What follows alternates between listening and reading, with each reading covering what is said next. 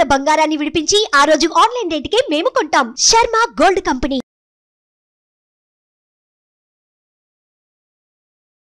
Welcome to Suman TV. So పిల్లలకు మనం ఏ ఏజ్లో సపరేట్ రూమ్ అనేది అలాట్ చేయాల్సి ఉంటుంది, సో వివరాలు తెలుసుకున్నాం. ఈరోజు మనతో పాటు ఉన్నారు ప్రముఖ motivational speaker and family counsellor Priya Chaudhary గారు. మేడం నమస్తే. నమస్తే. సో ఒక జనరల్ ప్రశ్న ఇది. సో భార్యాభర్తల మధ్యలో పిల్లలు ఎంతకాలం వరకు నిద్రించవచ్చు, ఆ బెడ్రూమ్లో ఎంతవరకు వాళ్ళని ఉంచొచ్చు అనేది చాలామందికి డౌట్ ఉంది. అంటే 10 years అని 5 years అని ఇలా చెప్తూ వస్తున్నారు. అంటే ఇది ఒక కాన్సెప్టా, ఇంతవరకే మనతో పాటు పిల్లల్ని ఉంచుకోవాలా ఈ ఏజ్ వరకే అనేది చాలామందిలో తలెత్తుతున్న ప్రశ్న. అంటే పిల్లల్ని వేరే రూమ్లో పడుకోబెట్టడం అనేది ఇది మన కల్చరేనా? ఆ ప్రశ్న నేనే నిన్ను అడుగుదాం అనుకున్నా, నువ్వు నన్ను అడిగావు. అమ్మా, ఇప్పుడంటే డబుల్ బెడ్రూమ్లు, త్రిబుల్ బెడ్రూమ్లు, విల్లాసు వచ్చేసినాయి కాబట్టి ఒక విచిత్రమైనటువంటి పోకడ ఏంటి అని అంటే, వాడు LKG రాగానే, UKG రాగానే, లేదా వాడు ఫస్ట్ క్లాస్ రాగానే వాడికి ఒక బెడ్రూమ్ ఇచ్చేసి, ఒక స్టడీ రూమ్ ఇవ్వడం వేరు, బెడ్రూమ్ ఇవ్వడం వేరు. స్టడీ కమ్ బెడ్రూమ్ ఇచ్చేసి వాడికి ఒక బుజ్జి బెడ్ వేసేసి వాడిని అక్కడే పడుకోబెట్టేసేసి, తర్వాత భార్యాభర్తలు అన్న తర్వాత భార్యాభర్తలు వాళ్ళ బెడ్రూమ్లోకి వాళ్ళు వెళ్ళిపోతున్నారు. అమ్మ, నేను ఒక విషయం అడుగుతాను. నా చిన్నప్పుడంతా మాది చాలా పెద్ద ఇల్లు, ఓకే, దాదాపు 1 2 3 4 5 6 7 గదులు ఉన్నాయి. పెద్ద వరాండా ఉండేది. ఆ వరండాలో మాది ఉమ్మడి కుటుంబం, దాదాపు 20 మంది ఉండేవాళ్ళం. ఆ ఉమ్మడి కుటుంబంలో నాకు తెలిసి హాల్లో కొంతమంది, వరండాలో కొంతమంది, ఆ బెడ్రూమ్లో ఉన్నారు అనంటే భార్యాభర్తలు. అది కూడా పిల్లలు మేము పెద్దవాళ్ళం అయిన తర్వాత వాళ్ళకి సపరేట్ బెడ్రూమ్ అయింది తప్ప అందరం ఒకటే చోట ఉండేవాళ్ళం. అవును. అయితే ఇక్కడ మీరు అడగచ్చు, భార్యాభర్తలకి సపరేట్గా ఏకాంతం అనేది కావాలా? కొన్ని గుప్తంగా ఉండేవి. అవును, కరెక్ట్. అది అర్థమైందా? కొన్ని గుప్తంగా ఉండేవి. అందుకని ఏమయ్యేది అనంటే, ఆ కాలంలో కాదు, ఒక 20 years 15-20 years వరకు కూడా భార్యాభర్తలకి 70 ఏళ్ళు వచ్చినా 80 ఏళ్ళు వచ్చినా దాంపత్యం అనేది ఇంకా కొత్తగానే ఉండేది. ఇంకా ఏదో మిగిలిపోయింది అనిపించేది, ఇంకేదో తెలుసుకోవాలని అనిపించేది. ఎందుకనంటే ఎప్పుడు కూడా స్వీటు సరిపడా చిన్న ముక్క తిన్నాము, బాగా టేస్ట్గా ఉంది అని అంటే చిన్న ముక్కే దొరికింది మనకి, మళ్ళీ అదే దొరికేంత వరకు వెయిట్ చేస్తాం. లేదు, దొరికినప్పుడు ఏం చేస్తామంటే సంతృప్తిగా తింటాం. అదే స్వీట్ దొరుకుతుంది కదా అని చెప్పేసి అని రోజు అదే స్వీట్ దొరికితే ఏమవుతుంది, కొన్నాళ్ళు పోయిన తర్వాత మొహం మొత్తేస్తుంది. అలాగే ఇక్కడ కూడా ఏమైంది అనంటే, ఈ పిల్లలు అనేటటువంటి వాళ్ళందరూ కూడా ఒకటే హాల్ అనేటటువంటి హాల్లో పడుకునేవాళ్ళు. చక్కగా తండ్రి పక్కన ఒక పిల్లలు, తల్లి పక్కన ఒక పిల్లలు పడుకునేవాళ్ళు, లేదా మధ్యలో పిల్లల్ని పడుకోబెట్టుకొని తల్లిదండ్రులు పడుకునేవాళ్ళు. దానివల్ల ఏంటి అంటే, తల్లిదండ్రుల యొక్క స్పర్శ ఏదైతే ఉందో వాళ్ళని కౌగిలించుకొని పడుకోవడం, కబుర్లు చెప్తూ పడుకోవడం, కొట్లాడుకోవడము, అవన్నీ కూడా ఒక బాండింగ్ని క్రియేట్ చేసేటటువంటివి. ఓకే, అట్లాగే ఇప్పుడు కాలంతో పాటు మనం మారాలండి అంటున్నాం. మనం మారడానికి మన ఒంట్లో రక్తం మారిందా రంగు? చెప్పమ్మా, మన ముక్కు మొహాలు మారినయ్యా? మన అన్నం ఇలాగే తింటున్నావా, ఇంకా వేరే చోటు నుంచి పెట్టుకుని తింటున్నామా? కాలంతో పాటు మనం ఒక్కటి అన్నీ అవే జరుగుతున్నప్పుడు కాలం మారింది అని నువ్వు ఎలా చెప్తున్నావు? ఈ రోజు నీకు 4 డబ్బులు ఎక్కువ వచ్చినాయి కాబట్టి వెస్టర్న్ పోయి వస్తున్నావు కాబట్టి అక్కడి నుంచి దిక్కుమాలని కల్చర్ని ఇక్కడికి తీసుకొని వచ్చి అది నీకు సౌలభ్యంగా ఉంది కాబట్టి దాని గురించి నువ్వు ఇక్కడ మాట్లాడతావా? నీ దేశము, నీ దేశం యొక్క సంస్కృతి, నీ యొక్క మనస్తత్వము ఇది నీకు అవసరం లేదా?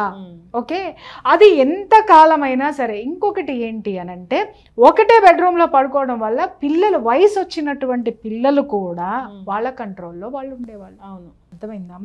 వాళ్ళ కాపలా అటు ఇటు తల్లిదండ్రులు. అవును. ఓకే, లేదు పిల్లలు వయసులో పెద్దవాళ్ళు అయ్యారు అనంటే ఏం చేసేవాళ్ళు అనంటే, పెద్దవాళ్ళు వచ్చి పడుకునేవాళ్ళు. ఏది, అమ్మమ్మలు నానమ్మలు అలా వచ్చేవాళ్ళు. ఈ తల్లిదండ్రులు అనేవాళ్ళు వాళ్ళ బెడ్రూమ్లో వాళ్ళు పడుకునేటటువంటి వాళ్ళు. ఇప్పుడు ఇంకొకటి ఏంటంటే, నువ్వు చిన్న పిల్లవాడిని 6 ఏళ్ళో 7 ఏళ్ళో ఏదో చెప్తున్నారు కదా, 5 ఏళ్ళ వరకు పడుకోబెట్టుకోండి, 6 ఏళ్ళ వరకు 7, వాడు పక్క బెడ్రూమ్లో నువ్వు బెడ్రూమ్ ఇచ్చేసావు, వాడికి అర్ధరాత్రి భయం, ఒక పీడకల వచ్చింది. పీడకల రాగానే అదే పక్కన పేరెంట్స్ ఉంటే గబాల్ని తల్లినో తండ్రినో పట్టుకుంటాడు. ఆ తల్లో తండ్రో ధైర్య వచనాలు చెప్తాడు. ధైర్య వచనాలు చెప్పినప్పుడు వాడికి అమ్మ నా తండ్రి ఉన్నాడు కదా అని ఆ తండ్రి మీద ఇంకా ప్రేమ ఎక్కువ అవుతుంది, ఆ తల్లి మీద ఇంకా ఎక్కువ ఎఫెక్షన్ ఎక్కువ అవుతుంది. ఓకే, అంటే నాకు కుటుంబం ఉంది, నన్ను కాపాడడానికి ఉన్నారు అనేటటువంటి తత్వం వాడిలో ఉంటుంది. ఇంకొకటి ఏంటి అని అంటే తల్లిదండ్రుల దగ్గర పడుకోవడం వల్ల, వాళ్ళు కబుర్లు చెప్పడం వల్ల వాడు స్కూల్లో ఏమేం చేశాడో, ఎవడేం తిట్టాడో, ఏం జరిగిందో మొత్తం ఇక్కడ డంప్ చేసేసి వాడు మైండ్ ఫ్రీ చేసేసుకొని తల్లిదండ్రులు ఏ బాధ్యతలు అయితే చెప్తూ ఉన్నారో, రే మా వాడు పలానారా, ఇట్లారా, నువ్వు ఇలా చదువుకోవాలమ్మా, చిన్నప్పుడు నేను ఇంత కష్టపడ్డానమ్మా, నువ్వు ఇలా రావాలమ్మా అంటే పడుకునే ముందు వీళ్ళు ఏం మాటలు చెప్తారో అది వాడి సబ్ కాన్షియస్ మైండ్లో రికార్డ్ అయ్యాయి. రికార్డ్ అయ్యి వాడు అది పదే పదే వాడికి గుర్తు చేస్తూ వాడు తన యొక్క జీవితాన్ని తీర్చిదిద్దుకోవడానికి అవకాశం ఉండేది. ఒకటి. ఇప్పుడు నువ్వు పక్క దాంట్లో పడేస్తున్నావే, నువ్వు 6 ఏళ్ళు వచ్చాకో 7 ఏళ్ళు వచ్చాకో 8 ఏళ్ళు వచ్చాకో వాడికి ఇలాంటి పీడకలే వచ్చి భయం వేసింది. వాడు లేచి పరుగులు పెట్టుకుంటూ తలుపు తీసుకొని నీ తలుపు కొట్టి నీ దగ్గరకు వచ్చి వాడు వాలిపోయాడు. ఈ లోపు ఎన్ని జరుగుతాయి? వాడు నెక్స్ట్ డే ఆ గదంతే భయపడతాడు, అక్కడ పడుకోవాలంటే భయపడతాడు, ఎందుకంటే రాత్రి కల వీడిని భయపెడుతుంది. సరే మరుసటి రోజు నువ్వు పడుకోబెట్టుకున్నావు, వాడికి నిద్ర పట్టదు, ఎందుకంటే నువ్వు ఒంటరితనం అలవాటు చేసావు. వాడు అక్కడ పడుకోలేడు, ఇక్కడ ఏమడలేడు. ఇక్కడ వీళ్ళకి కూడా వీళ్ళిద్దరూ ఏకాంతంగా ఉండడం అలవాటైపోయి బిడ్డను పక్కన పడుకోబెట్టుకోవడం అనేది కూడా వీళ్ళకి ఇబ్బంది ఉంటుంది. ఎందుకంటే ఎవడి జీవితాన్ని వాడు రాసేసుకున్నాడు కదా, ఎవడి జీవితాన్ని వాడు అలవాటు చేసేసుకున్నాడు కదా. రెండో విషయం ఏంటి అని అంటే వాడికి నిద్ర పట్టకపోతే తల్లిదండ్రులు పక్కన నిద్రపోతే లైట్ ఆఫ్ చేసేస్తారు. వీడు చచ్చినట్టు ఆ చీకటి గదిలో ఎప్పుడో ఒకప్పుడు వాడికి నిద్ర పడుతుంది. అదే వాడి గదిలో వాడు స్కూల్లో తిట్టారో, టీచర్ కొట్టాడో, లేకపోతే వీడికి ఇంకేదన్నా ఆలోచన ఉందో, ఎవడన్నా అవమానపరిచాడో, లేదా నెక్స్ట్ డే ఎగ్జామ్ అంటే వాడికి భయం ఉందో, లేదా వాడు చదవలేదో, ఈ ఆలోచన వాడికి తిరుగుతూ ఏం చేస్తాడు? లైట్ వేస్తాడు. చీకట్లో ఉండడుగా వాడు. లైట్ వేసిన తర్వాత ఏం చేస్తాడు? నవ్వేడేసి ఏమొచ్చినాయి? బాగా ఇవి వచ్చినాయి. ఇవి లేకపోతే ల్యాప్టాప్లు వచ్చినాయి, ట్యాబ్లు వచ్చినాయి. ఎతుకుతాడు. గేమ్స్ ఎన్ని రోజులు చూస్తాడు? గేమ్స్కి మించింది ఎతుకుతాడు. ఇంకొకటి. వాడు 7 ఏళ్ళు రాగానే వాడు సిద్ధపడిపోతాడు గర్ల్ ఫ్రెండ్కి. కరెక్ట్. ఓకే, నువ్వు ఏమి నేర్పుతున్నావు? నువ్వు వ్యక్తిగతమైన రూమ్ ఇచ్చేసి, వాడికి ప్రైవసీని ఇచ్చేసి, వాడి వ్యక్తిత్వాన్ని పెంచుకునేటటువంటి సిచ్యువేషన్ని వదిలేసేసి, వాడి వ్యక్తిత్వానికి ఇంకొక యాడ్ ఆన్ ఏమవుతున్నాయి అనంటే పనికి మాలినవన్నీ వాడు నేర్చుకోవడానికి ఈ కుటుంబ వ్యవస్థ నుంచి దూరంగా జరిగిపోయి ప్రాపంచిక విషయాల మీదకి వాడు వయసుకు మించి వెళ్ళిపోయి, ఆ వయసుకు మించి వెళ్ళిపోయినటువంటి వాడు ఒక వయసు వచ్చేసరికి ఫ్రస్ట్రేషన్కి వెళ్ళిపోయి, డిప్రెషన్లోకి వెళ్ళిపోయి మత్తు పదార్థాలకు అలవాటు పడుతున్నారు. ఈ ప్రపంచంతో ఇమడలేకపోతున్నాడు. ఇంకొకటి, నువ్వు అలా గదిలో పక్కనే ప్రైవసీగా పడుకోబెట్టడం వల్ల వీడు రేపొద్దున వాడి జీవితంలోకి ఒక ఆడది వచ్చినా కూడా సపరేట్గానే ఉంటున్నారు. సపరేట్గానే ఉంటున్నారు. గుర్తుపెట్టుకోండి.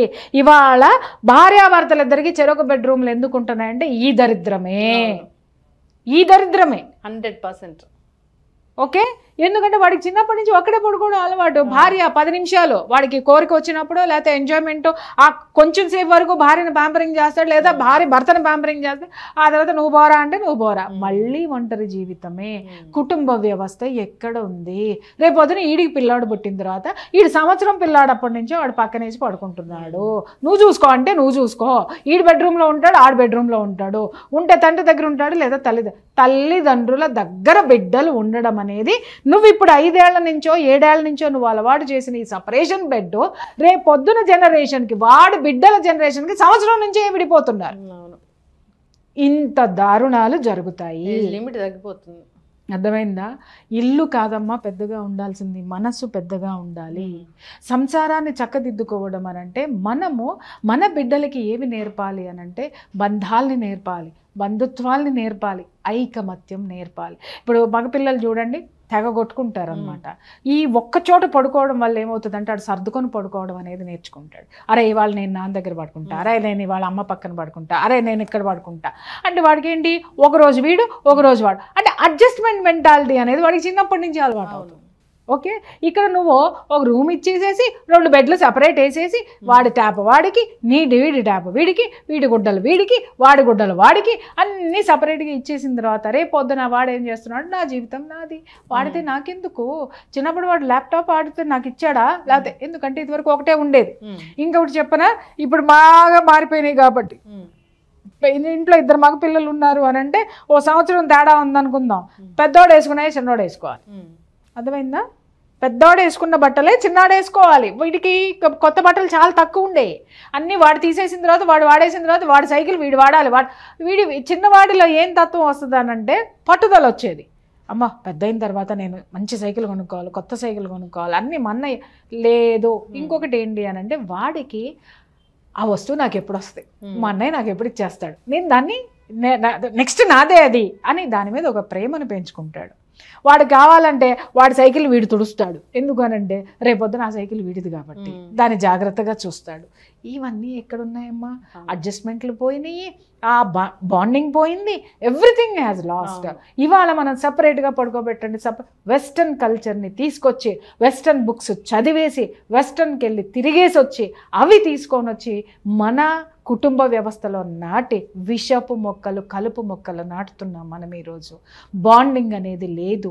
దయచేసి తల్లిదండ్రులు పిల్లలకి ఆ స్పర్శని ఇవ్వాల్సినటువంటి అవసరం ఉంది. ఒక ఏజ్ వచ్చిన తర్వాత, ఇప్పుడు మగ పిల్లలు ఒక ఏజ్ వచ్చిన తర్వాత నువ్వు అరగక్కర్లా, వాడేపోతాడు మంచం పట్టుకొని నేను వేరే పడుకుంటానని. ఆడపిల్లలు ఉన్నారు అని అంటే ఖచ్చితంగా ఆడపిల్లలకి ఎప్పుడూ కూడా ప్రైవసీ రూమ్ ఇవ్వరాదు. అట్లాగని చెప్పి ఆ పిల్లని గట్టిగా పట్టుకొని ఆ పిల్లని స్పైయింగ్ పెట్టమని కాదు, అది కరెక్ట్ కాదు. ఎందుకు అనంటే ఆడపిల్ల మనస్తత్వం వేరు, అందులో ఆడపిల్లకు ఫెన్సింగ్ చాలా అవసరం ఉంది. ఇవన్నీ మనం ఆలోచించాల్సినటువంటి అవసరం ఉంది. ఖచ్చితంగా ఈ నానమ్మలు అమ్మమ్మలు అనే వాళ్ళు మన ఇంట్లోనే ఉండాలి. ఎక్కడున్నారు ఇవాళ? వాళ్ళ గురించి అసలు మనం మాట్లాడుకోవడానికి లేదు. ఇప్పుడు డైరెక్ట్ గా పిల్లలు ఏం చెప్తున్నారు అనంటే అసలు నా అమ్మమ్మ నానమ్మ అంటే ఎవరో కూడా మాకు తెలీదు. అవును, ఒకవేళ వాళ్ళు వచ్చినా కూడా వాళ్ళని రిసీవ్ చేసుకునేటటువంటి ఆరా మాకు లేదు. ఎవరు చేశారు ఈ పాపం? ఎవరు చేశారు? రేపొద్దున నువ్వు కూడా గ్రాండ్ మదర్ అన్న సంగతి మర్చిపోతే ఎట్లాగా? మనము ఆ గ్రాండ్ మదర్ల ఏజ్కి పోతాం కానీ మనమేం కిందకి పోయి మనవాళ్ళ ఏజ్కి మనవరాళ్ళ ఏజ్కి పోం కదా. అది నేర్చుకుంటే చాలా ఇవాళ కోడళ్ళు అల్లుళ్ళు. ఖచ్చితంగా మేడం. సో పర్టికులర్ ఏజ్ అంటే ఇంకా వాళ్ళకి టీనేజ్ వస్తున్న కొద్దిగా మనకు అర్థమైపోతూ ఉంటుంది, వాళ్ళకే సపరేషన్ అనేది అలవాటు అవుతుంది ఆటోమేటిక్గా. అంటే అమ్మ ఒక వయసు వచ్చిన తర్వాత ఇప్పుడు మగపిల్లలు ఎట్లాగో మనతోటి ఉండరు, ఎందుకంటే ఆడపిల్లలు మగపిల్లలు ఉన్నారంటే వాళ్ళని సపరేట్ చేసేస్తాం. బట్ వాళ్ళకు ఒక మెచ్యూరిటీ వచ్చేంత వరకు కూడా మనము వాళ్ళకి అండగా ఉండాల్సినటువంటి అవసరం అయితే మాత్రం ఉంది. ఎస్పెషల్లీ మనం ఆడపిల్లల్ని కనిపెట్టుకుని ఉండాల్సిన అవసరం అయితే మాత్రం చాలా ఉంది. మగపిల్లవాడు బయట ఏం చేస్తున్నాడో కనిపెట్టుకొని ఉండాలి, ఆడపిల్లని ఇంటా బయటగా 2 చోట్ల కనిపెట్టుకుని కాపలా కాసుకుంటూ ఉండాల్సిన అవసరం ఉంది. Exactly madam. సో ఈ ఎప్పుడైతే మనం పిల్లల్ని సపరేట్ బెడ్రూమ్స్ లో పడేస్తామో చిన్నప్పటి నుంచే, సో వాళ్ళకి సపరేషన్ అనేది అలవాటు అయిపోతుంది. అంతేకాదు వాళ్ళకి బాండింగ్స్ అనేవి తెలియవు. సో ఎవరైతే మీరు పూర్తిగా డ్రై ఇప్పుడు ఇట్లా అలవాటు అయిపోయినటువంటి పిల్లలు ఎప్పుడైనా మదర్ గనక బాధేసో లేకపోతే ప్రేమ వచ్చో నాకు బిడ్డను హగ్ చేసుకొని పడుకుందామని చెప్పేసి అని వెళ్ళిపోతే వెరీ నెక్స్ట్ మినిట్ ఆ పిల్ల లేచి వెళ్ళిపోయి కావాలంటే నువ్వు పడుకోమ్మా, ఇక్కడ నువ్వు పడుకోవాలనుకుంటే నేను వేరే బెడ్రూమ్లోకి వెళ్ళిపోతానని చెప్పేసి అని ఇమ్మీడియట్గా వెళ్ళిపోతుంది. బాండింగ్స్ ఉండట్లేదు. ఈ పేరెంట్స్ ఎవరైతే ఉన్నారో వాళ్ళకి ఫ్రస్ట్రేషన్ వస్తుంది, వెక్సేషన్ వస్తుంది. అంటే ఏంటి, పిల్లలకి మనము సంపాదించేటటువంటి ప్రింటింగ్ మెషిన్ లాగా కనిపిస్తున్నామా అనేటటువంటి ఆ ధోరణిలోకి వెళ్ళిపోయేసరికి వీళ్ళల్లో కూడా దాన్ని ఏమంటారు, పెయిన్ అనేది స్టార్ట్ అవుతుంది. పెయిన్ తో పాటు ఏమవుతుంది అనంటే వాళ్ళల్లో ఉన్నటువంటి అనురాగము ఆప్యాయతలు కూడా చచ్చిపోతున్నాయి. ఎమోషన్స్ చచ్చిపోతూ మెటీరియలిస్టిక్ ఇవాళ అందరు డిప్రెషన్ ఎందుకు ఉంటున్నారంటే బంధాలు మృగ్యమైపోయినాయి. తల్లి దయచేసి వీటిని పునరుద్ధరించుకుంటే ఇవాళ డిప్రెషన్ అనే మాటకి తావులేదు. ఎక్కడి నుంచి వస్తుంది అనంటే మన పిల్లలు మన బొజ్జులో 9 నెలలు పెట్టుకున్న మనము 5 ఏళ్ళు రంగానే పక్కన పడేస్తామా చెప్పు? బొజ్జులో ఉన్న నాళ్ళు మనం ఎన్ని కబుర్లు చెప్పుకున్నా, వాడు ఎంత హాయిగా ఉన్నాడు, పక్కన పడుకోలేదా? ఎందుకు మనం తీసి పక్కన పడేస్తున్నాం? ఎక్కడి నుంచి తెచ్చుకున్నాం ఈ కల్చర్? ఫస్ట్ మన కల్చర్ని మన కల్చర్ అద్భుతమైనటువంటిది తల్లి. అది ఖచ్చితంగా మనది మనం కాపాడుకోవాల్సినటువంటి అవసరం ఉంది. ఎక్కడెక్కడో ఉన్న దేశాల్లో ఉన్న వాళ్ళు పెళ్ళి అని చెప్పేసి అని మన దేశానికి వచ్చి మన దేశస్తుల్ని పెళ్లి చేసుకుని కుటుంబ వ్యవస్థను నిర్మించుకుంటే, బుద్ధి లేకుండా మనం పక్క దేశాలకు పోయి ఆ పాశ్చాత్య కల్చర్ని తీసుకొని వచ్చి మనల్ని మనం నాశనం ఎన్నో చేసుకుంటున్నాం. క్రైమ్స్ చూసాము. సో పెద్ద పెద్ద డాక్టర్స్ ఫ్యామిలీస్లోనే సో పిల్లల్ని ఇలా సపరేట్గా పడుకోబెట్టడం వల్ల వాళ్ళు ఆ పని వాళ్ళతోని వేరే వేరే లాగా Exactly. చంపేసినవి కూడా మనం ఎగ్జాక్ట్లీ ఎన్నో దారుణాలు చూసామమ్మా. అదే అంటున్నా నేను. ఇప్పుడు ఆడపిల్లల్ని పక్కన పడ్డాము, మగ పిల్లల్ని పక్కన పడేసాము, వాళ్ళు ఏం చేస్తున్నారు? నువ్వేమో బోల్ట్ పెట్టుకొని పడుకుంటావు, ఎందుకంటే నీ ఏకాంతం కోసమో లేకపోతే నీ అలసిపోయో నువ్వు పడుకుంటావు. బట్ ఆ బెడ్రూమ్ లో ఏం జరుగుతుందో నువ్వు ఏం చూస్తున్నావు? రేపొద్దున జరగకూడనే జరిగితే బాధ్యులు ఎవరు? మనం కాదా? మన బిడ్డలకి వాళ్ళు గొప్పతనం వచ్చినా అది మనదే బాధ్యత, అది ఆ క్రెడిట్ మనదే. వాళ్ళు చేయకూడనటువంటి పనులు చేసినా కూడా ఆపప్రద మనదే. ఖచ్చితంగా మేడం, చాలా చక్కగా చెప్పారు. వీళ్ళకి ఏజ్ అంటే ఒక ఏజ్ ఉంటుంది, వాళ్ళు పెద్దోళ్ళు అవుతారు, అయినప్పుడు వాళ్ళే స్వంతంగా పడుకోవాలన్న ఆలోచన వస్తుంది. వాళ్ళకు బెడ్రూమ్ అనేది అవసరం అవుతుంది, సపరేట్ రూమ్ అనేది అవసరం అవుతుంది. దాని బెడ్రూమ్ అని కూడా అనకూడదు, సపరేట్ రూమ్ అనేది అవసరం అవుతుంది. అప్పటి వరకు మన పిల్లల్ని మనం ప్రొటెక్ట్ చేసుకోవాల్సిందే. ఎందుకు తల్లి సింగిల్ మదర్స్ ఎంతమంది నాతోటి వాపోతారు అంటే, ఇప్పుడు ఈ పిల్లలు వచ్చిన తర్వాత చిన్నప్పటి నుంచి వేరే బెడ్రూమ్స్ అలవాటు అయిపోయి, ఎందుకనంటే వాళ్ళకి ఒక ఫ్రస్ట్రేషన్ ఉంటుంది, ఫాదర్ మీదో లేకపోతే సొసైటీ మీదో ఎవరి మీద ఉన్న ఫ్రస్ట్రేషన్, ఎవరితోటి కలవబుద్ధి కాక వాళ్ళే ఐసోలేట్ అయిపోయి వేరే బెడ్రూమ్లో పడుకొని ఉంటే, ఈ మదర్స్కి నిద్ర పట్టగా గంటకు ఒకసారి వాళ్ళ బెడ్రూమ్ తలుపులు తీసి వాళ్ళు ఎలా ఉన్నారో చూసుకొని వస్తే వీళ్ళకి నిద్ర ఉండదు, మనశ్శాంతి ఉండదు. ఎంతమంది తల్లులు నా దగ్గర బాధపడినటువంటి తల్లుల సంఖ్య ఎంత ఉందో నేను చెప్పలేను.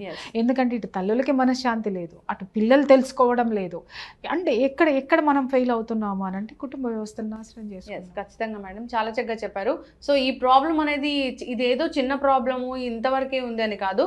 సో దేశవ్యాప్తంగా ఈ ప్రాబ్లం అనేది ఉంది, చాలా మంది ఇబ్బంది పడుతున్నారు.